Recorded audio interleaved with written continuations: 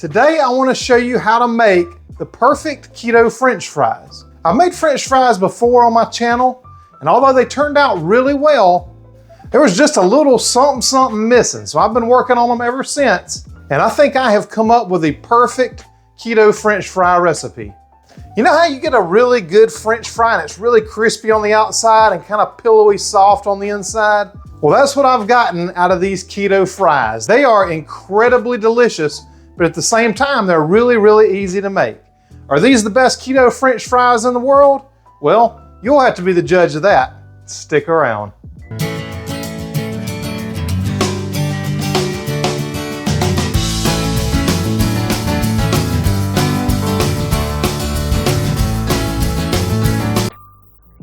So today I'm going to be frying these keto French fries in beef tallow. Now don't worry, if you don't deep fry anything, I'll give you instructions on how to do them in the oven also. Or you can just get a little bit of beef tallow or olive oil in a pan and fry them up that way, whichever you prefer.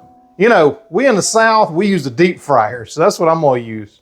But let me get all the ingredients together so I can show you how to make the perfect keto French fry. So this is real easy to do. I think you're going to love this recipe. First, I'm going in with 3/4 of a cup of almond flour. You just want to make sure you get the finely ground kind, because it's going to come together a lot better in this recipe. Now I'm going in with 1/4 cup of coconut flour. Then I'm going in with 1 tablespoon of xanthan gum. And I know you probably say, holy crap, that's a lot of xanthan gum. Well, I would say if you're eating it all at one time, probably so. Then I'm going in with 1/4 cup of grated Parmesan. Now this is like the shaky cheese from the grocery store, so if you don't like that, you could always shred your own or find the cleanest one that you can find. Then I'm going in with 1/2 teaspoon of garlic powder.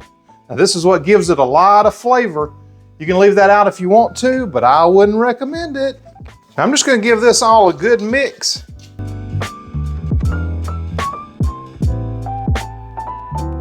And now I'm going to go in with 1 teaspoon of this mashed potato extract. Now this is optional, but it really gets a nice potato flavor in there.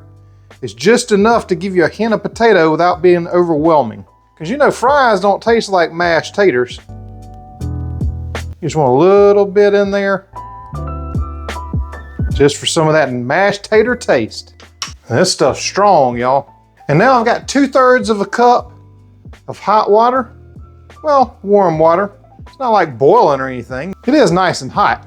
Now I'm just gonna go in and start combining this together until it forms a dough. Now this is gonna take just a few minutes for all this to soak up.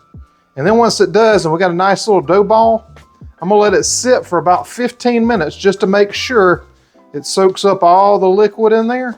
And then we'll be ready to make some French fries, y'all. So this is what your dough should start looking like here. Make sure you kind of split that up. Make sure you get all that powder well absorbed into here before you move on.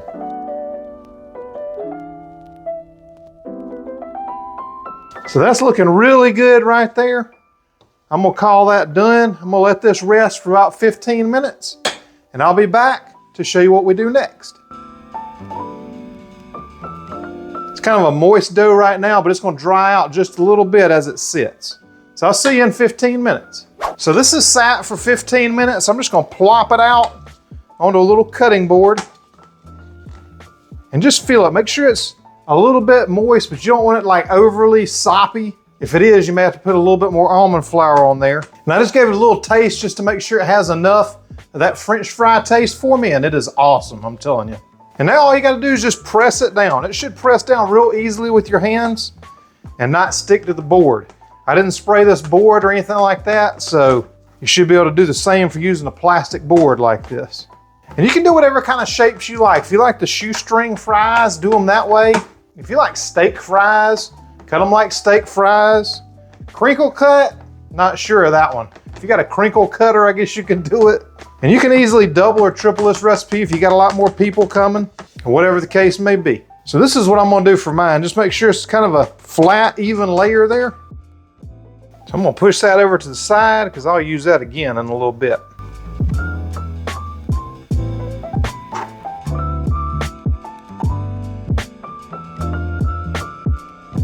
And look, if they come apart a little bit like that, just kind of piece them back together.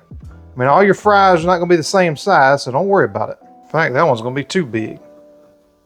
Cut that one down a little bit.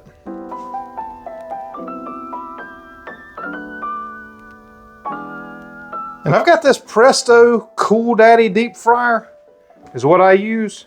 And I've got some beef tallow in there. Hey, don't judge me by the cleanliness of my deep fryer. That beef tallow sure is clean. I'm just gonna drop them in. And if you don't want to deep fry yours, you can preheat your oven to 400 degrees.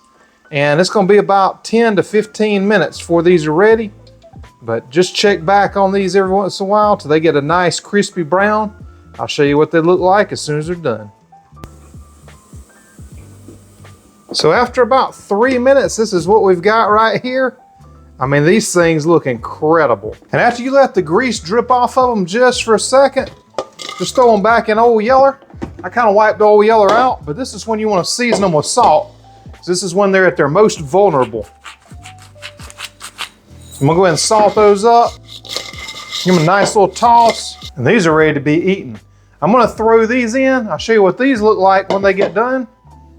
And then let's try them out, shall we?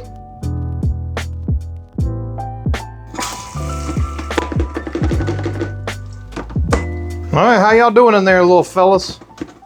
Oh yeah, they are looking good. Almost done now. While those are draining, I'm gonna put my original French fry video up here in case you wanna compare the two. And I also have a link in that one for the original recipe from Heavenly Fans that I modified for that first one. So y'all make sure you go check those out. After that's drained the way I like it, I'm dump it right back in Old Yeller.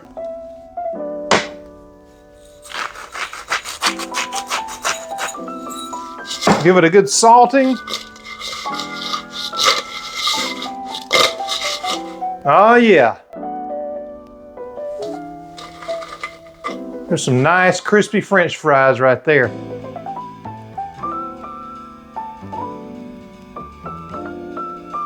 I mean, just like a French fry? Yeah, I believe so. Cut these thinner if you want. You can definitely make shoestrings out of them. We've done that before. Got pictures of that in my private Facebook group. But now these are cooler, so I'm gonna try this one, I believe. These may be a little too hot. Y'all, I'm telling you, these are nice and crispy on the outside. The inside is perfect and soft. The perfect keto fry, in my opinion. Now, if you want something great to eat with these fries, make sure you check out this video right here for one of my absolute favorites.